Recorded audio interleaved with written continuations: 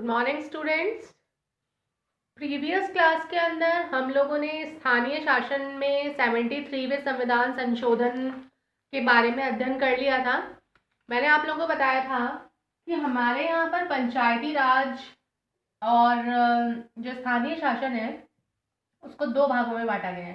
देखो, सबसे ऊपर हमारा जो ढांचा है वो ऐसे है केंद्र, इसके नीचे राज्य और इसके नीचे स्थानीय। ये जो स्थानीय सरकार है इसको दो भागों के अंदर विभाजित किया जा सकता है, ग्रामीण और नगरीय। ग्रामीण के अंदर सबसे ऊपर जो है वो होती है जिला परिषद, उसके नीचे पंचायत समिति और इसके नीचे ग्राम पंचायत। और नगरीय की अगर अपन बात करें तो नगरीय में नगर निगम, नगर परिषद और नगर पालिका। ये हमारा ढांचा जो है स्थानीय शासन का हमारा ढांचा है, जो मैंने आपको कल बताया था। देखो, ये ग्राम पंचायत जो होती है वो सबसे निम्न स्तर पर होती है गांव में, मध्य स्तर पर पंचायत समिति होती है और जिला स्तर जो है उस पर जिला परिषद होती है। मतलब कि ग्रामीण स्तर पर जो सर्वोच्च इकाई है वो है जिला परिषद। नगरीय की अपन बात करते हैं तो ये जनसंख्या के अकॉर्डिंग जो है, जनसंख्या के अनुसार होते हैं। ये जो बड़े बड़े महानगर होते हैं वहाँ पर नगर निगम होती है, उससे छोटे जो कस्बे वगैरह होते हैं वहाँ पर नगर परिषद होती है। और जो बिल्कुल छोटे जो कस्बों जो जिनकी जनसंख्या जो है, इसका एक क्राइटेरिया है वो मैं आप लोगों को नोट्स के अंदर प्रोवाइड करवा दूंगी। तो सबसे निम्न स्तर पर नगर पालिका छोटे कस्बों में, उससे फिर नगर जो होते हैं उनके अंदर नगर परिषद, जो बड़े बड़े महानगर होते हैं वहाँ पर नगर निगम होती है। तो ये ढांचा हम लोगों ने कल अध्ययन कर लिया था। इसको त्रिस्तरीय ढांचा बोलते हैं, त्रिस्तरीय, 3 स्तर। ठीक है, तो इसके बारे में कल मैंने आप लोगों को बता दिया था। साथ ही साथ 73वें संविधान संशोधन के अंतर्गत कौन कौन से प्रोविजंस हैं, जैसे वित्त आयोग, आरक्षण, इन सब की जानकारी मैंने आपको प्रदान कर दी थी। ये सारी सेम चीज़ें जो हैं ये 74 में, मतलब कि शहरी क्षेत्र के अंतर्गत भी यही आएगी सारी चीज़ें। अब देखो, संविधान का जो 74वां संशोधन है वो शहरी स्थानीय शासन या नगर पालिकाएं जो हैं उनसे संबंधित है। अब आप कहेंगे कि शहरी इलाका जो है वो होता क्या है, या शहरी इलाका किसको कहते हैं।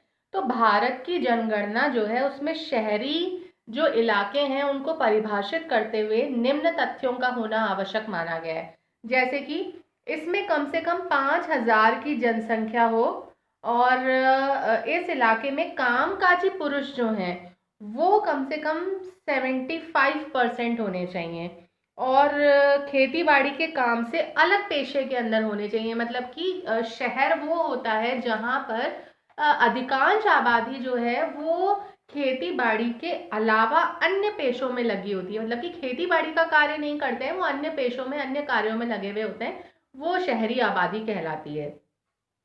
और इसके कुछ पॉइंट्स हैं, जैसे कि जनसंख्या का जो घनत्व है वो 400 वर्ग किलोमीटर होना चाहिए शहर के लिए। ठीक है, तो ये इसमें थोड़ा सा परिभाषित किया गया था कि शहर कहते किसको हैं।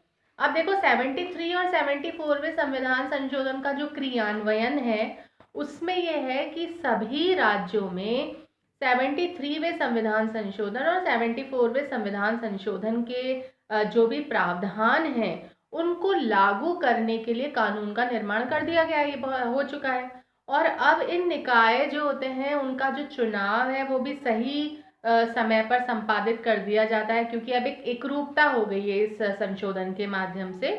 उदाहरण के लिए अगर आप देखेंगे, मध्य प्रदेश है या राजस्थान है या कुछ अन्य प्रदेश जो है उनमें इनके चुनाव जो है वो संपन्न हो चुके हैं और हर 5 साल के अंदर इनके चुनाव होते हैं इन निकायों में। और अगर आप देखोगे तो हर 5 साल के अंदर कम से कम 32 लाख सदस्य जो हैं वो इसके अंदर निर्वाचित जो है वो हो गए हैं। मतलब कि कहने का मतलब है कि चुनाव की प्रक्रिया जो है वो भी एक क्रमबद्ध तरीके से चल रही है, सदस्यों का निर्वाचन हो रहा है, चुनाव जो है वो सही समय पर संपादित किए जा रहे हैं। 73 और 74वें संविधान संशोधन जो है उनसे पंचायती राज संस्थाएं और जो नगर पालिका की संस्थाएं हैं उनमें एक एकरूपता आई है, ठीक है ना। और इन संस्थाओं के माध्यम से शासन के कार्य में अगर आप देखेंगे जनता जो है उसकी भागीदारी जो है वो भी बहुत अधिक बढ़ी है, जो कि एक बड़ी उपलब्धि है। देखो, स्थानीय शासन की शुरुआत का लक्ष्य यही था कि जनता जो है वो शासन के काम में अधिक से अधिक भागीदार हो सके, क्योंकि आपको पता है केंद्र और राज्य स्तर पर तो आप देखेंगे कि बहुत कम लोग जो है वही निर्वाचित हो पाते हैं, लेकिन स्थानीय शासन की संस्थाओं के अंदर जनता जो है वो प्रत्यक्ष रूप से अपनी भागीदारी निभा सकती है। तो इससे ये एक बड़ी उपलब्धि कही जा सकती है लोकतंत्र में। और शहरी और ग्रामीण संस्थाएं जो है उनमें अगर आप देखेंगे महिलाएं जो है उनके लिए भी आरक्षण की व्यवस्था की गई है। तो इन संस्थाओं के अंदर महिलाएं जो है उनकी संख्या जो है वो भी बढ़ोतरी हुई है उनकी संख्या में भी पंचायती राज्यों में। और केवल ये नहीं कि सामान्य सदस्य के रूप में, बल्कि महिलाएं जो है वो अध्यक्ष के पद पर भी या सरपंच जैसे पद जो है उन पर भी कार्यरत हो रही हैं आज के टाइम पे। पहले जो है वो महिलाओं को पद पर आसीन करवा करके क्या किया जाता था, परिवार का जो पुरुष होता था वही फैसले लिया करता था, क्योंकि उनको इतना ज्ञान नहीं था, वो शिक्षित भी इतनी नहीं थी। लेकिन आज अगर अपन देखें तो आज इस प्रवृत्ति के अंदर परिवर्तन आया है और ये प्रवृत्ति तेजी से कम होती जा रही है। आज महिलाएं जो भी इन पदों पर कार्यरत रहती हैं वो अपने हिसाब से निर्णय लेती हैं, कार्य करती हैं, मतलब पुरुषों से उनको पूछने की जरूरत नहीं है, आज वो शिक्षित भी हो रही हैं। तो ये प्रवृत्ति जो है वो थोड़ी बदली है।